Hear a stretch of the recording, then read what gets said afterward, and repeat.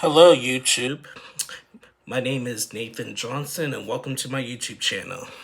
So, my YouTube channel here, I'm just starting this out, so bear with me here.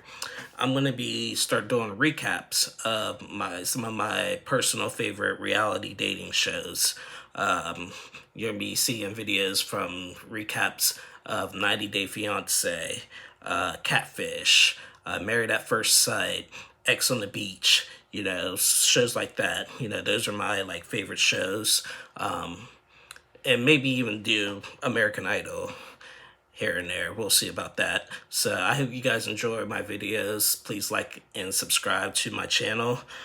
So today's video will be my first video. I'm going to recap. Last night I just watched the season premiere, the season 9 premiere on 90 Day Fiancé. Now, with 90 Day Fiancé, there's like 5 spin-offs. You got 90 Day Fiancé. You got 90 Day Fiancé Happily Ever After. You got 90 Day Fiancé The Other Way. You got 90 Day Fiancé Before the 90 Days. And you got 90 Day Fiancé The Single Life. And there's also some Discovery Plus shows called 90 Day Diaries and 90 Day Bears All. So I decided to start here at the beginning with 90 Day Fiancé, the season 9 premiere. So we have seven couples. On the first episode last night, we met 4 out of the 7 couples. The first couple we met was a guy named Bilal. Bilal's from Kansas City. He's a real estate agent, lives in a very nice house. He has 2 kids. He mentioned that he grew up Muslim. He was married to his ex-wife for 10 years. So it started out with him describing his life and him selling a house to his ex-wife.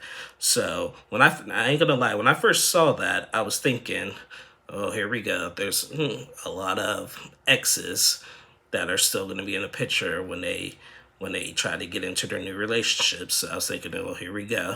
But him and his ex-wife seem to be on good terms and good page on a good page right now. So he's moving on. So Bilal was in Trinidad one day and spent 7 days, and he met this girl named Shida. Shida is from Trinidad. She's Muslim, and they spent 7 days together. They hit it off pretty well, and he proposed to her, and she said yes. So it's been 2 years since they last seen each other because of COVID while he was in Trinidad. So they did apply for the K1 visa, and after 2 years of waiting, she got approved, so she's coming to America. So we seen in the episode with that Bilal, he's trying to see if she's gonna adjust to this lifestyle. One thing to mention that was pretty notable, that Bilal, every time that Bilal and Shida FaceTime, Bilal was always had a white wall behind them. Bilal never showed Shida his house because he wanted to see that if she's going to be, whenever she comes here, that she's going to be really in it for him or just the materialistic things. So, she's going to be coming in surprised or anything. So towards the end of the episode, he's about to go pick her up at the airport, and he's got his sister with him. And so he decides that he's going to play a joke on her. And the joke is that he's actually not going to take Shida to his actual very nice home. He's going to take her to the home that he grew up in, which is not that it doesn't look nice on the outside, but it looks nice on the inside. And he's going to test her to see if she's going to be really in it for him or just the materialistic things. I like that idea. It may backfire, but I like the idea because the foreign assumption is that a lot of foreign people think the USA people are rich when we're really not.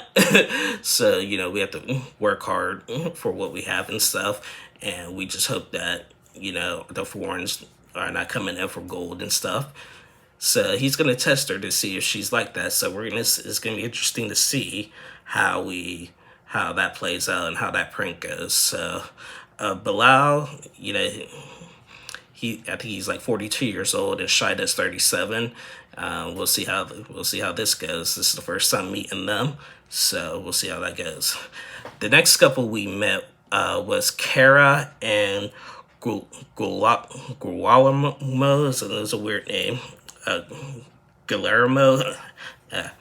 Okay, Kara's from Charlottesville, Virginia, and Girolamo is from originally from Venezuela, but lives in the Dominican Republic. So this scene starts out with Kara. We meet Kara. She used to be a party girl. She was traveling all around. She did like so many things, like worked so many jobs, did a lot of audio voiceover for books and stuff. It showed her during COVID, just being a nice little balloon maker, just making all kind of like balloon decorations and stuff. She said she picked up that hobby during COVID. So when she was down at, so she took a job in the Dominican Republic, and she was out with her friends one day, and she went into this waiter that looked pretty good, and he was pretty young, and they hit it off pretty well. And next thing they know, they weren't looking for each other, looking for a relationship, but they hit it off pretty well. And next thing they know, they're engaged. He proposed to her, and like on this mountain and sunset and stuff. It was pretty beautiful.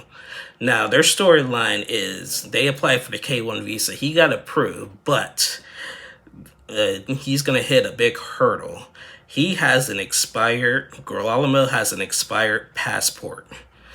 And an expired passport from Venezuela to the Dominican Republic to the U.S., that might not go well. So Kara decides to travel to the DR to meet up with him and try to get to the United States and hope and pray there's no problems with the expired passport. So starting out, this is going to be a big thing. Is he going to get past immigration or airport security with an expired passport? They said that, when it comes to the visas, it doesn't matter, but still an expired passport is not something you want to play around with, especially in today's world. So Kara goes down to meet him. They're hitting it up pretty well, so they're gonna try to figure out how to get back to the United States and start their 90 days. I think, judging by the previews, that they make it back to the United States fine and start their 90 days. So we'll see how that goes. Next up, we met Emily and Kobe. Emily is also from Kansas, in a small town called Kansas. She also used to be a party child. She was, she didn't do that well in school. She, was just partying nonstop and everything. And she traveled to China to teach English. And when she was in China, she met Kobe, who was a underwear model traveling. He's actually from the country Cameroon. I think that's how you say it, Cameroon, something like that.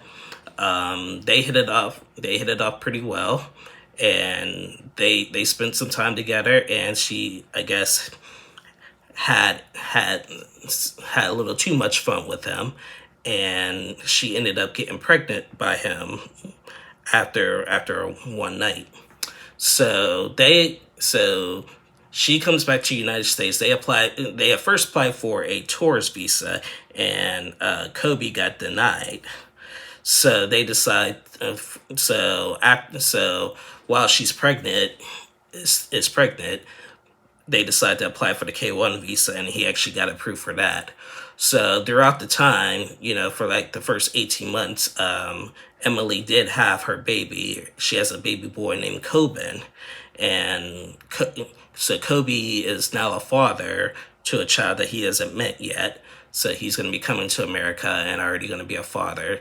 And judging by the previews, it looks like he's excited for that.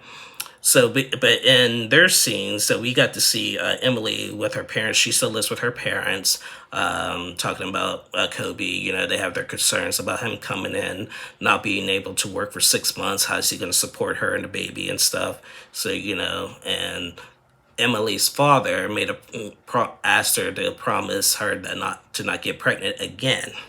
So we're going to see how that plays out. I think that when he comes in, it's going to be It's gonna be interesting. But he's coming into a small town in Kansas, and I think he's gonna be in for a big culture shock, coming right into the crossfire for being a father.